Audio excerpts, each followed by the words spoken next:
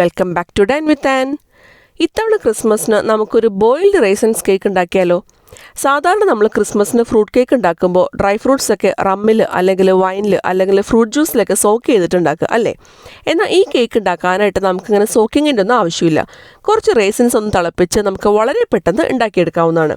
ഇതിൽ നമ്മൾ ആൽക്കഹോളും ചേർക്കുന്നില്ല, സോക്കിങ്ങും ആവശ്യമില്ല. അപ്പം നമുക്കിത് എങ്ങനെ ഉണ്ടാക്കാൻ നോക്കിയിട്ട് വരാം. ഒരു പാനിലേക്ക് ഞാനിവിടെ 2 കപ്പ് കറുത്ത റൈസിൻസ് ചേർത്ത് കൊടുക്കുന്നുണ്ട്. ഇതിലേക്ക് 1 cup brown sugar, 75 gram unsalted butter ചേർത്ത് കൊടുക്കാം. 1 ടീസ്പൂൺ സിനമൺ പൗഡർ, അതായത് കറുവപ്പട്ട പൊടിച്ചത്, 1/4 ടീസ്പൂൺ ജാതിക്ക പൊടിച്ചതും 1/2 ടീസ്പൂൺ ഗ്രാമ്പൂ പൊടിച്ചതും കൂടി ചേർത്ത് കൊടുക്കുന്നുണ്ട്. ഈ 3 ഇൻഗ്രീഡിയൻറ്റ് സ്കിപ്പ് ചെയ്യരുത് കേട്ടോ. ഇതാണ് ഈ കേക്കിനൊരു ടേസ്റ്റ് കൊടുക്കുന്ന ഇൻഗ്രീഡിയൻസ്. ഇതിലേക്ക് 1/4 ടീസ്പൂൺ ഉപ്പ്, അതോടൊപ്പം തന്നെ 1 കപ്പ് വെള്ളം കൂടി ചേർത്ത് കൊടുക്കാം. നമ്മൾ ഏത് കപ്പിലാണോ റൈസിൻസ് മെഷർ ചെയ്തെടുത്തത് ആ സെയിം കപ്പിൽ തന്നെ വെള്ളം മെഷർ ചെയ്ത് നമുക്ക് ഒഴിച്ചു കൊടുക്കാം. ഇനി ഇതെല്ലാം കൂടി ഒന്ന് മിക്സ് ചെയ്തെടുക്കാം. നമുക്കിത് സ്റ്റവിൽ വെച്ചിട്ട് ഒന്ന് തിളയ്ക്കുന്നത് വരെ ഒന്ന് വെയിറ്റ് ചെയ്യണം. ഈ ബട്ടറൊക്കെ ഒന്ന് ഉരുകി പഞ്ചസാര എല്ലാം മെൽറ്റായി എല്ലാം കൂടി ഒന്ന് യോജിപ്പിച്ച് കിട്ടണം. ഈ റൈസിൻസ് നല്ല സോഫ്റ്റായി കിട്ടണം, എന്നാൽ മാത്രമാണ് കേക്കിന് ഒരു കറക്റ്റ് ടെക്സ്ചർ നമുക്ക് കിട്ടുള്ളൂ കേട്ടോ. നമുക്കിതൊരു മീഡിയം ഫ്ലെയിമിൽ വെച്ചിട്ട് 3 മിനിറ്റ് ഒന്ന് തിളപ്പിച്ചെടുക്കാം. ഇത് നന്നായി ഒന്ന് തിളച്ച് കുറുകി വന്നിട്ടുണ്ട്. ഈ റൈസിൻസ് ഒക്കെ ഒന്ന് സോഫ്റ്റായി വന്നിട്ടുണ്ട്. ഇനി നമുക്ക് ഫ്ലെയിം ഓഫ് ചെയ്യാം. ഇതാണ് കേട്ടോ ഇതിൻ്റെ കറക്റ്റ് പാകം എന്ന് പറയുന്നത്. ഇനി നമുക്കിത് ചൂടാറുന്നത് വരെ ഒന്ന് വെയിറ്റ് ചെയ്യാം. നന്നായി ചൂടാറിയതിന് ശേഷമാണ് നമ്മൾ ഇതിലേക്ക് ബാക്കി ഇൻഗ്രീഡിയൻസ് ഒക്കെ ചേർത്ത് കൊടുക്കുന്നത്. ഇതിലേക്ക് നമുക്ക് 1 ടീസ്പൂൺ വാനില എസൻസ് ചേർത്ത് കൊടുക്കാം. എന്നിട്ട് ഒന്ന് മിക്സ് ചെയ്തെടുക്കാം. ഇതൊന്ന് ചൂടാറി കഴിയുമ്പോൾ കുറച്ചുകൂടി തിക്കായിട്ട് വന്നിട്ടുണ്ട് അല്ലേ? ഈ റൈസിൻസ് ഒക്കെ ഒന്ന് തിളച്ച് അതൊന്ന് സോഫ്റ്റായി വന്നതിനാലാണ് ഈ ഒരു തിക്നെസ് നമുക്ക് കിട്ടിയത് കേട്ടോ. ഇനി നമുക്കിതൊരു സൈഡിലേക്ക് ഒന്ന് മാറ്റി വയ്ക്കാം. ഒരു ബൗളിലേക്ക് 2 കപ്പ് ഓൾ പർപ്പസ് ഫ്ലോർ അഥവാ മൈദ ചേർത്ത് കൊടുക്കുന്നുണ്ട്. ഇനി ഇതിലേക്ക് 1 teaspoon baking soda, 1/2 teaspoon baking powder ഇത്രയും കൂടി ചേർത്ത് കൊടുക്കുന്നുണ്ട്. ഇനി നമുക്ക് ഇതൊന്ന് മിക്സ് ചെയ്തെടുക്കാം. അരിച്ചെടുക്കണം നിർബന്ധമൊന്നുമില്ല കേട്ടോ. നിങ്ങൾക്ക് അരിച്ചെടുക്കണമെന്ന് അത്രയ്ക്ക് നിർബന്ധമുള്ളവരാണെങ്കിൽ അരിച്ചെടുത്തോ കുഴപ്പമൊന്നുമില്ല.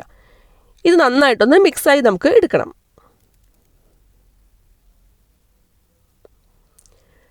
ഇനി നമ്മൾ ഈ മിക്സ് ചെയ്ത് വെച്ചിട്ടുള്ള മൈദയുടെ കൂട്ട് നമ്മൾ തിളപ്പിച്ച് വെച്ചിട്ടുള്ള റൈസിൻസിലോട്ട് ചേർത്ത് കൊടുക്കാം.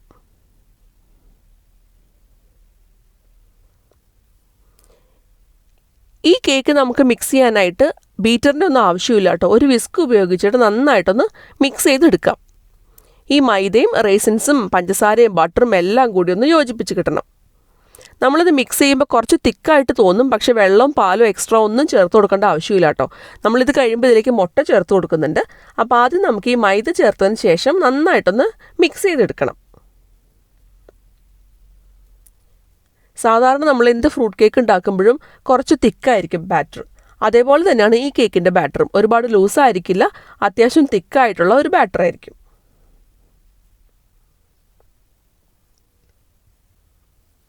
ഇനി നമുക്ക് ഇതിലേക്ക് 2 മുട്ട പൊട്ടിച്ച് ഒഴിച്ചു കൊടുക്കാം.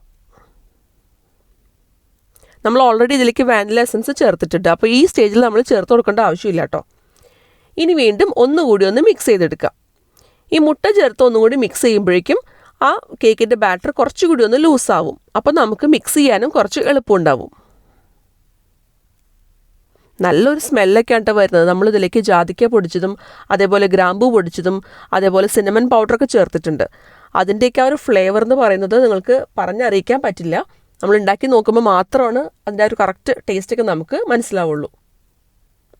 ഈ കേക്ക് ബേക്ക് ചെയ്യുമ്പോൾ വീട് ഫുൾ ഇതിൻ്റെ സ്മെല്ലായിരിക്കും കേട്ടോ. അത് പറയാതിരിക്കാൻ പറ്റില്ല.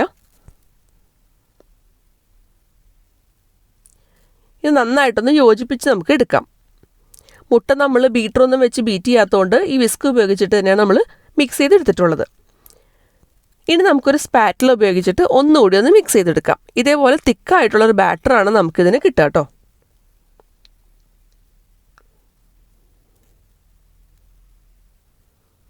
ഇപ്പം നമ്മുടെ കേക്കിൻ്റെ ബാറ്റർ ഇവിടെ തയ്യാറായിട്ടുണ്ട്. ഇനി നമുക്ക് പാർച്ച്മെൻറ്റ് പേപ്പർ വിരിച്ചിട്ടുള്ള ഒരു കേക്ക് ടിന്നിലേക്ക് ഈ ബാറ്റർ മാറ്റാം. എപ്പോഴും നമ്മൾ കേക്ക് ടിന്നിലേക്ക് ബാറ്റർ ഫില്ല് ചെയ്യുമ്പോൾ പകുതിയിൽ കൂടുതൽ നിറയ്ക്കാതിരിക്കാൻ പ്രത്യേകം ശ്രദ്ധിക്കണം. അല്ലാന്നുണ്ടെങ്കിൽ കേക്കിന് റൈസായി വരാനായിട്ട് സ്ഥലം ഉണ്ടാവില്ല. മാക്സിമം 3/4 ഭാഗം, അതിൽ കൂടുതൽ ഒരിക്കലും നിറയ്ക്കരുത് കേട്ടോ. ആ ഒരു കാര്യം മാത്രം നിങ്ങൾ പ്രത്യേകം ശ്രദ്ധിച്ചാൽ മതിയാവും.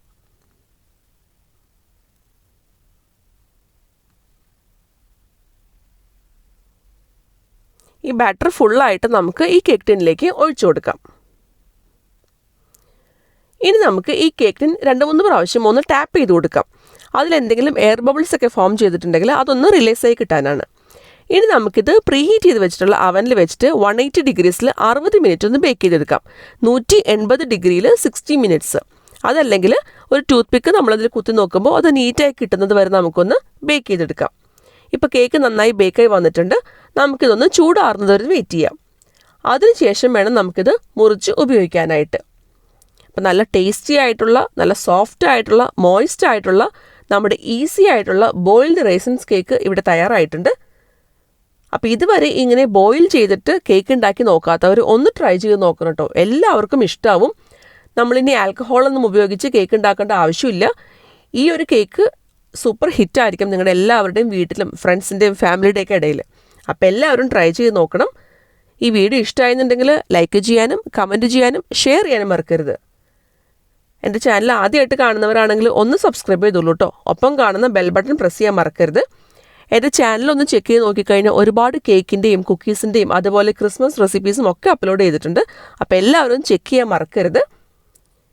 എല്ലാവരും ട്രൈ ചെയ്ത് നോക്കണം. ട്രൈ ചെയ്തിട്ട് ഫീഡ്ബാക്ക് തന്നെ അറിയിക്കാൻ മറക്കരുത് കേട്ടോ. ഈ വീഡിയോ ഒക്കെ ഇഷ്ടമായെന്നുണ്ടെങ്കിൽ ഫ്രണ്ട്സിനും ഫാമിലിക്കൊക്കെ ഷെയർ ചെയ്ത് കൊടുക്കണം. വീണ്ടും വേറൊരു അടിപൊളി റെസിപ്പിയായിട്ട് അടുത്ത വീഡിയോയിൽ കാണാം. അതുവരെ ബൈ.